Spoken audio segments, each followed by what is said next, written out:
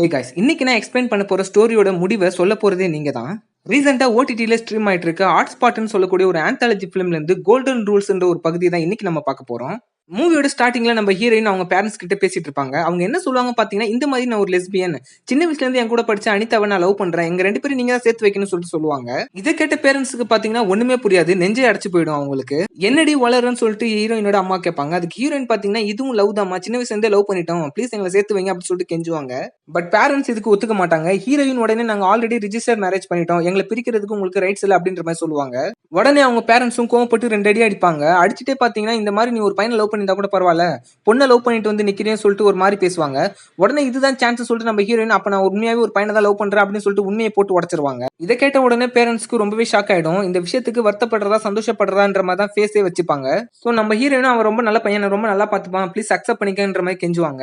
தென் இங்க நடந்த எல்லா விஷயத்தையும் ஹீரோயின் ஹீரோ கிட்ட போன்ல சொல்லிட்டு இருப்பாங்க. அண்ட் அடுத்த நாள் நம்ம ஹீரோ பாத்தீங்கன்னா ஹீரோயினை கூட்டிட்டு நேரம் அவங்க வீட்டுக்கு போயிருப்பாரு. இந்த மாதிரி இவங்க தான் பொண்ணுன்ற மாதிரி இன்ட்ரோடியூஸ் பண்ணி விடுவாரு. ஹீரோட பேரண்ட்ஸும் பாத்தீங்கன்னா லவ்க்கு எகென்ஸ்ட் ஆலாம் இல்ல, நல்லாவே பேசுவாங்க. ஹீரோயினோட ஃபேமிலி பத்தி எல்லாம் விசாரிப்பாங்க.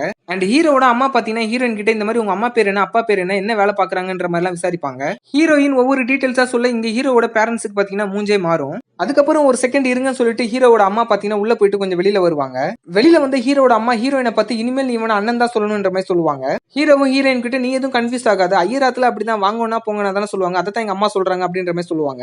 பட் ஹீரோட அம்மா பாத்தீங்கன்னா உண்மையா தான் சொல்லியிருக்காங்க, இனிமேல் அவன் உனக்கு அண்ணன், நீ அவனுக்கு தங்கச்சி அப்படின்ற மாதிரி சொல்லுவாங்க. தென் போன்ல இருக்கிற ஒரு போட்டோவை காட்டிட்டு இதுதான் உங்க அம்மா அப்பா சொல்லிட்டு நம்ம ஹீரோயின் கிட்ட ஹீரோட அம்மா கேட்பாங்க. அவங்களும் பாத்தீங்கன்னா ஆமான்னு சொல்லுவாங்க.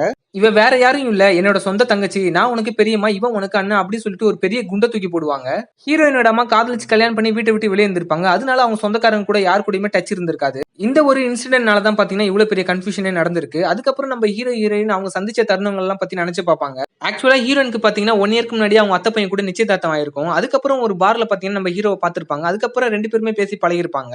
பட் இப்ப அவங்க 2 பேருமே அண்ணன் தங்கச்சின்னு சொல்லிட்டு ரிவீல் ஆனதுக்கு அப்புறம் அவங்க லவ் பண்ணதுக்கு அர்த்தமே இல்லாம தான் போயிடுச்சு. சோ இப்போ உங்களுக்கான கேள்வி, இந்த ஸ்டோரியோட கிளைமாக்ஸை நீங்களே முடிவு பண்ணுங்க.